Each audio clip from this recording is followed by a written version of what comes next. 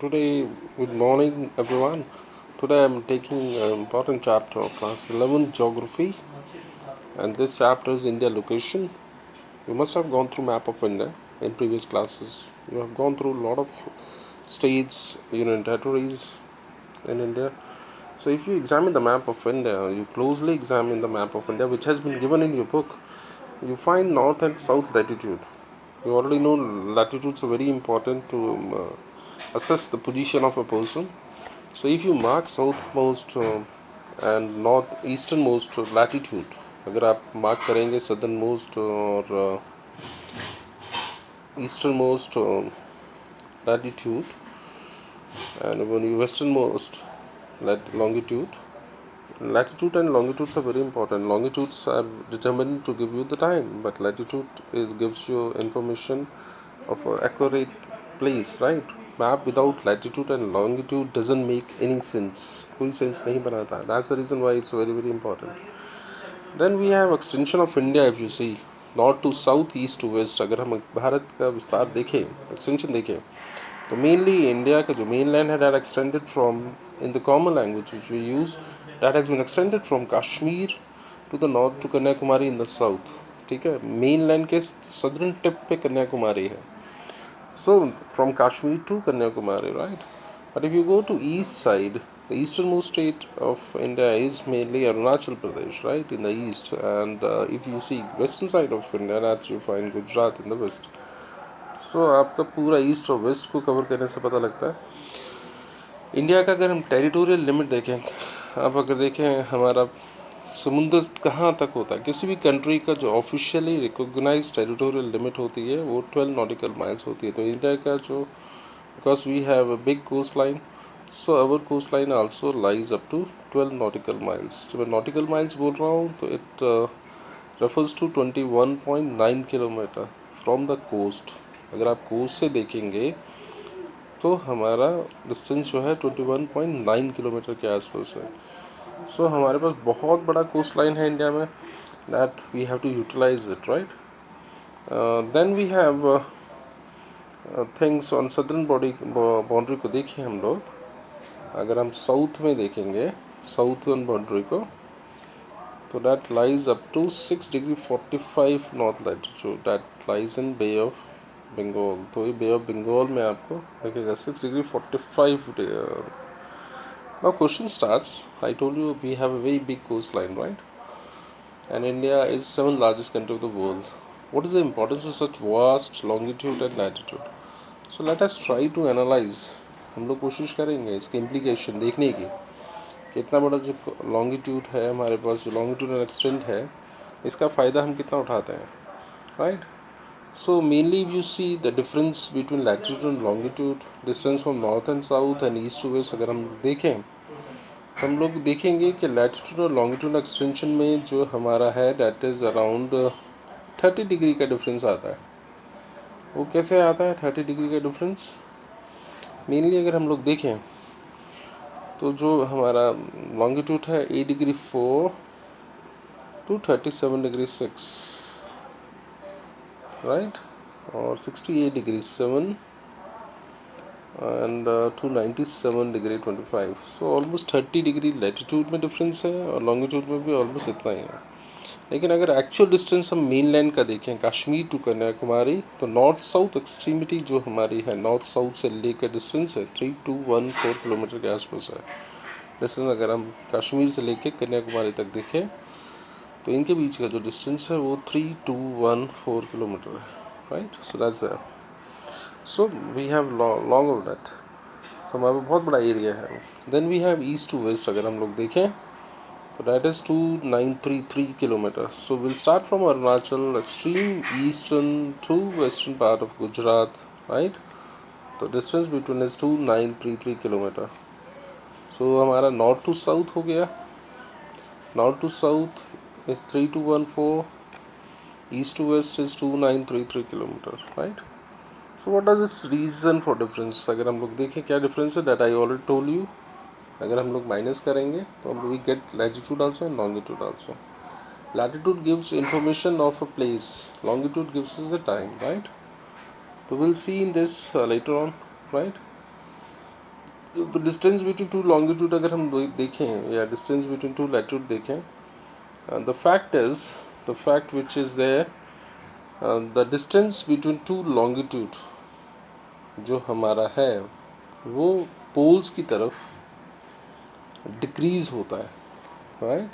जो हमारा distance between longitude to longitude decrease करता है पोल्स की तरफ, लेकिन जो हमारा लैटिट्यूड है वो हर जगह आपको सेम दिखेगा, almost it is almost same everywhere, the distance between two latitude remains same, so that this technical fact you always keep in mind, right?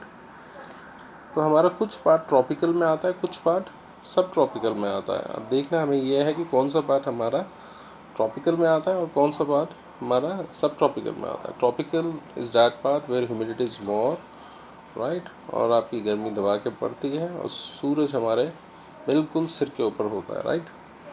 So we have to see this one, right? So अगर हम दोनों latitude में देखें तो ये हमें पता लग जाता है कि जो सदर्न पार्ट है हमारा it's very close to equator, right? Equator is at 0 degree, equator हमारा 0 डिग्री पे है। तो southern part of India almost lies in the tropics, therefore it is almost like a characteristic of a tropical, right?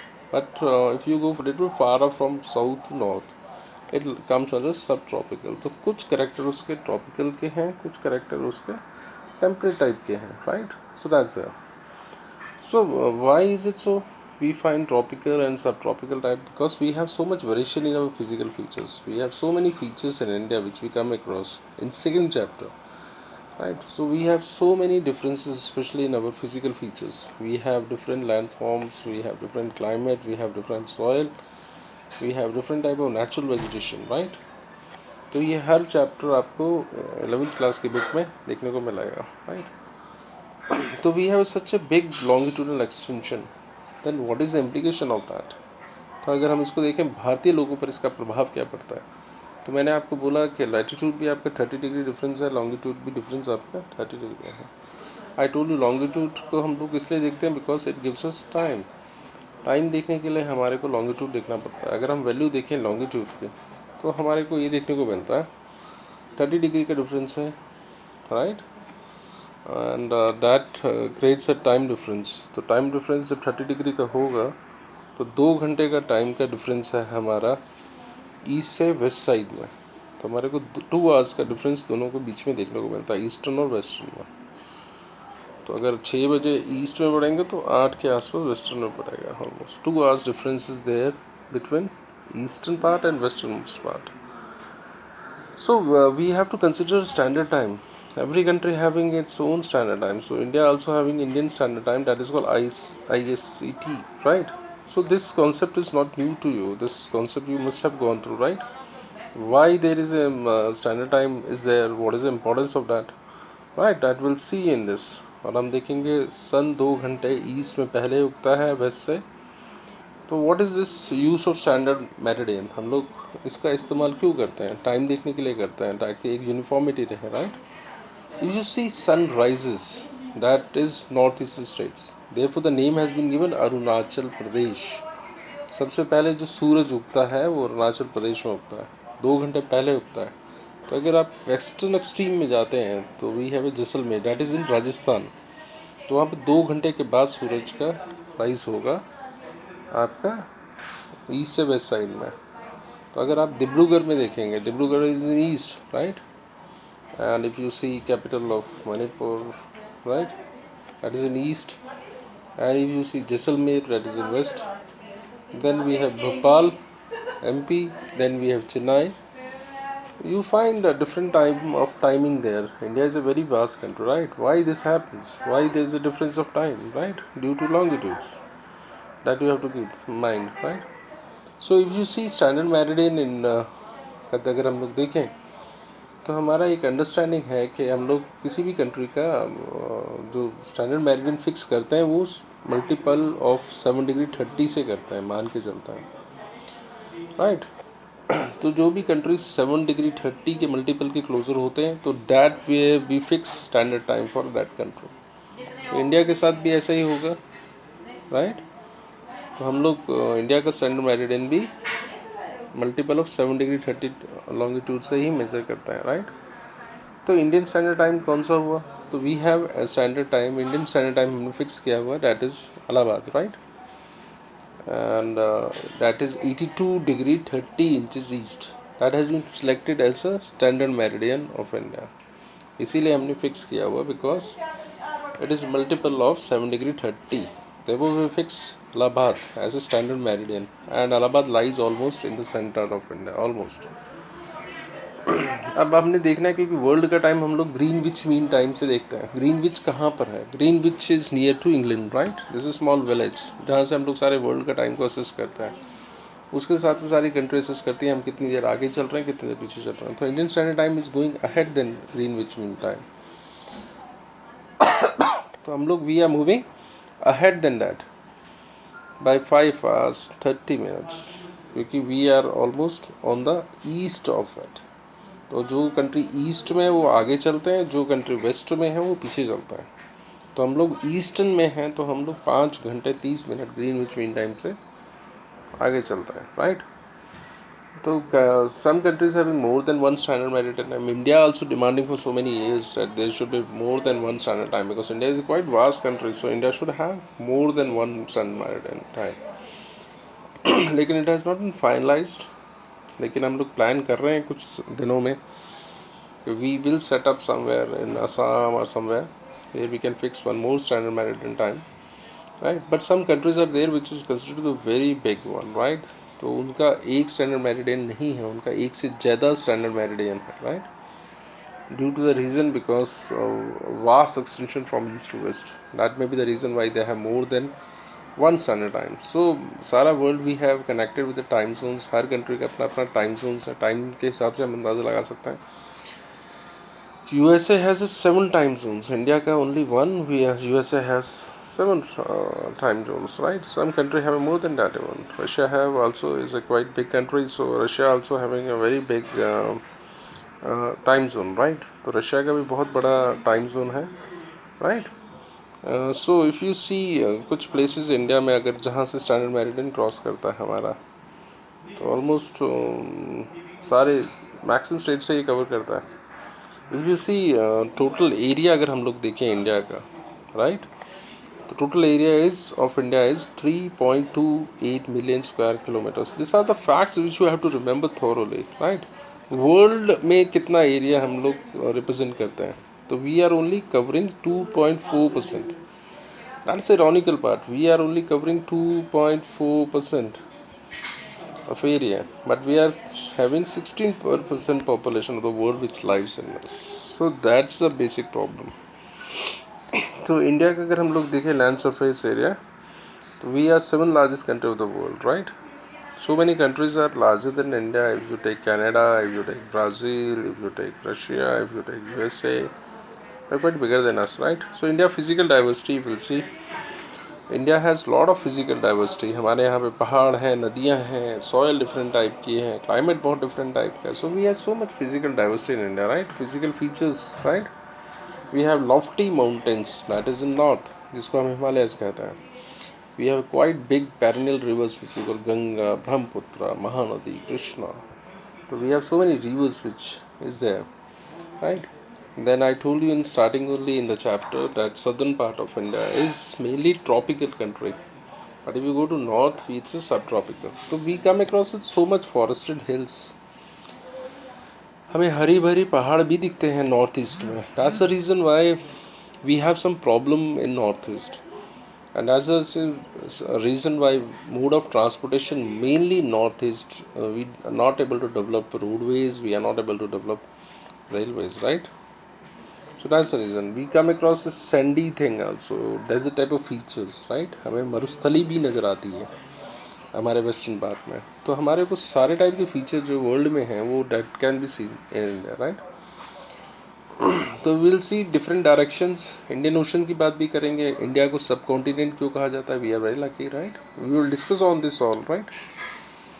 So mainly India का जो northern extension है that is bounded by Himalayas. North में हमारा हिमालयाज हमारे सरताज की तरह एक्ट कर रहा है. That is almost a coronated part, right. Then we come across some mountains which are close to Himalayas which are adjoining part of it. That is Hindu Kush and Sulaiman. that is in northern west, extreme northern west, right? Then we have Purvanchal, पूर्व की तरफ जो हिल है उनको पूर्वांचल कहते हैं, that is in north east, right? And by the large expanse of Indian Ocean, हम बहुत lucky हैं that our coastal region is quite big one, so we have a big Indian Ocean that is in south. So this is the reason we looks like a continent almost. हम अगर world में map में देखेंगे तो हमारे को कुछ countries एक भारत का हिस्सा लगता है, एंड नो डाउट हिस्टोरिकली भी अगर हम लोग जाएं, कल्चर वाइज भी जाएं, तो इट्स वेरी सिमिलर, राइट? तो therefore we call it as a Indian subcontinent, इसीलिए हम इसको भारत उप महाद्वीप कहते हैं, राइट? क्योंकि आपकी ऐसी एक्सट्रीमिटी है, नॉर्थ में हिमालयाज आ गया, साउथ में आपका इंडियन ओशन आ गया, वेस्ट साइड में आपका मरुस्थली वगैरह आ गया. So that's the reason why is so, right? So आपको कंट्रीज़ के नाम बताने हैं, कौन कौन सी कंट्रीज़ हमारे इंडियन सब कॉन्टिनेंट में आते हैं. जो भी कंट्रीज सार्क के हैं, this is a group, this is name of organisation that comes under Indian subcontinent. So we have Pakistan, we have Nepal, we have Bhutan, we have Bangladesh, and we have India, right? So they all are part of Indian subcontinent, right? So और हिमालय का role बहुत बड़ा है. अब अगर हम लोग देखें, Himalaya is not one mountain, it is covering with so many ranges. आपका बहुत सारे रेंजेस हैं, that I will explain in chapter number 2. So it basically gives us A defence, और ये हमें बैरियर का रोल प्ले कर रहा है. अगर just imagine if Himalaya would not be there, what will happen to India situation, right? So that's it. So जब mountains होते हैं, we don't have a clear cut routes, we have some passes in it. तो हमारे कुछ passes मिलते हैं mountains में, राइट? तो we have some passes also in mountains, Himalayas में, जहाँ से लोग आते जाते हैं, उनको हम पासेस कहते हैं. We come across with Khyber, we have Bolan Pass, we have Shipkila, we have Nathula, we have Bomdila. Otherwise it's very difficult to cross it.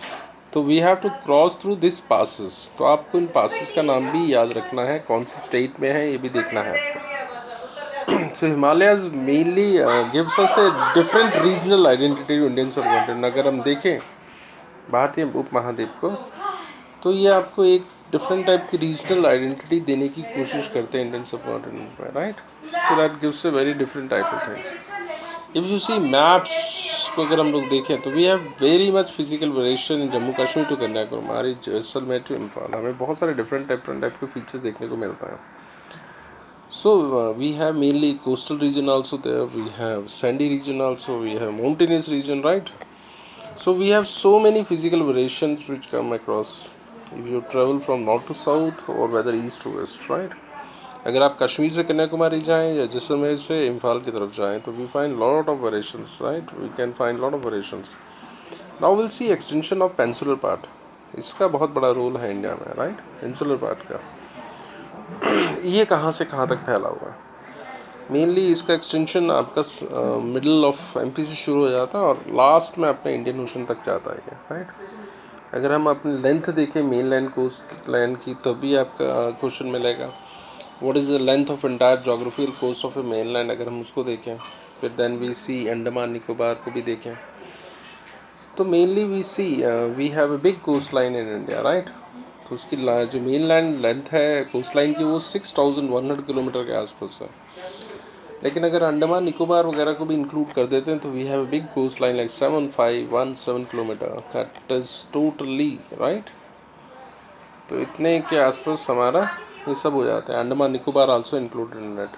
Andaman Nicobar islands are also known as bay islands. Why? Because it lies in bay of Bengal, and we have some islands which are located in Arabian sea, that's called Lakshadweep, right? तो हम एक एक करके बात करेंगे इनके detail में next chapter. So how this physical diversity helpful for India for sources, right? India is a land of so many resources. We are lacking only in petroleum, but rest we are very very strong, right? India is a very physical diverse type of land. I already told you, I explained you so many times. So this diversity gives a variation in our resources. कहीं पे हमें कोल मिलता है, कहीं पर हमें mica मिलता है, कहीं पर हमें सोना मिलता है, right? So we have like that. So in this we will take on India and its neighbor. हमारे पड़ोसियों के बारे में भी हम थोड़ा सा देख लें कि हमारे पड़ोसी कैसे हैं. अगर लोकेशन देखें इंडिया के एशिया में, तो हमें देखेंगे हमें 3 वाटर बॉडीज़ इंडिया में देखने को मिलते हैं. India is located in south central part, right. India की जो लोकेशन वर्ल्ड मैप पे अगर हम लोग देखें तो it lies almost in south central part, right, of the continent. And इसको बॉर्डर कहते हैं इंडियन ओशन. और इसके दो आर्म्स ऐसे लगते हैं, one is in bay of Bengal and one is in Arabian Sea, right. So आपके पास इतना बड़ा कोस्ट लाइन है, we are not able to utilise. Some countries are there in the world which are able to utilise itself on maritime location. उनकी coast line से उन्होंने बहुत फ़ायदा उठाया है. जैसे इंडिया की कोस्ट लाइन है वैसे हमें बहुत फ़ायदा उठाना चाहिए, राइट. तो हमारी कोस्ट लाइन जो पेनिनसुलर इंडिया में है, that is responsible for links. The links has not been generated now, it has been developed earlier also. When we are talking about Indus Valley civilization, that time also we have a trade relation with other countries, right. So we have connected with sea route with our neighboring countries, we are connected with air routes, right. So if you prepare a list of India's neighboring country, you can consult map. So mainly we have two neighbors, especially in Indian Ocean. अगर हम देखें हमारे दो पड़ोसी Indian Ocean में, one is Sri Lanka and one is Maldives, right. They're very important for us, right. That's the reason a lot of strategies going between India and China would want to have a hold on these two islands. They are very important, right. These are two important islands which are located in Indian Ocean, right. So these are our important neighbors, right. Then we have a word which is called Gulf and Strait. Gulf is a gap between two land masses. Strait is a line which connect two land masses. That's the basic difference, right. Sri Lanka mainly is separated from India by one gulf, that is called Gulf of Mannar, right. Then there is a common word which we come across, that maybe it is Park Strait. Park Strait is a line which connects India and Sri Lanka together. So this is there, right. India Sri Lanka को एक straight join करवाता है जिसको हम park straight कहते हैं, right. So there is again mystery whether this strait has been made by natural way or it has been made by unnatural way. तो अभी जो फोटोग्राफ्स वगैरह आए हैं वो बताते हैं कि स्ट्रेट वगैरह का फॉर्मेशन हम लोगों ने खुद किया, right. So differentiate between gulf and strait is this. So any barrier provide hindrance to our interaction. क्या ऐसे बैरियर्स हिमालय के होने की वजह से कुछ हिंड्रेंस आते हैं? So that is the thing, right. So physical barrier is a hindrance, but it never provides us hindrance. We have a contact with our neighboring countries for so many years. तो हम लोग अब कुछ examples भी देंगे how we able to solve this in next chapter. So this is your chapter. Thank you, and we'll meet you once again in next chapter. Thank you. Subscribe now and press the bell icon. Never miss an update.